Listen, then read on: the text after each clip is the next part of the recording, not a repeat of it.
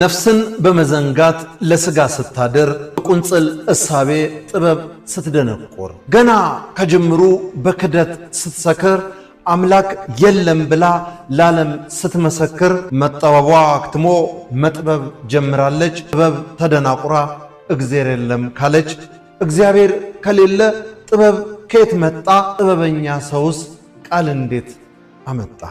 ተፈጣሪ ኖሮ ፈጣሪ ከሌለ ፍልስፍና ከንቱ ቃል በቃል ቀለለ።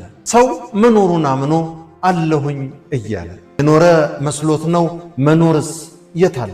ጥበብ ስትደነቁር ተራ መሆን ሲሻት አምላክ የለም እኮ ማለት ነው እሚቀናት። እግዚአብሔር ባይኖርማ ሰውስ መቼ ኖረ?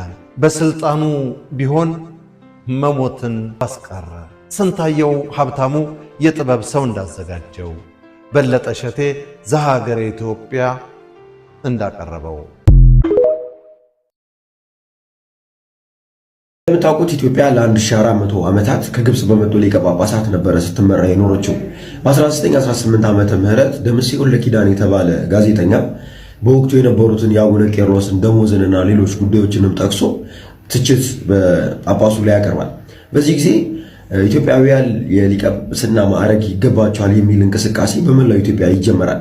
ቀዳማዊ ኃይለ ሥላሴ ደግሞ ወደ ንግስና ከመምጣታቸው በፊት ጉዳዩን በቅርበት እየተከታተሉ ወደ ግብፃዊው ሊቀ ጳጳስ ደብዳቤዎችን በመላክ ኢትዮጵያውያን ጵጵስና ማዕረግ ይገባቸዋል የሚለውን እንቅስቃሴ ተቀላቀሉ። የግብፅ ፓትርያርክ የነበሩት አቡነ ቄርሎስም ጉዳዩን ወደ ጎን ትተው ብዛት ያላቸው ግብፃውያን ሊቀ ጳጳሳቶችን ወደ ኢትዮጵያ እንልካለን የሚል ምላሽ ይሰጣሉ። በዚህ ጊዜ ኢትዮጵያውያን ነገሩን በችልታ ሳይመለከቱ የበለጠ እየገፉበት ሲሄዱ አቡነ ቄርሎስ ካረፉ በኋላ በእሳቸው ምትክ ወደ ስልጣን የመጡት አቡነ ዮሐንስ ደግሞ ነገሩን ከተመለከቱ በኋላ ኢትዮጵያውያን ጵጵስና ማዕረግ ይገባቸዋል የሚለውን ፍቃድ ይሰጣሉ።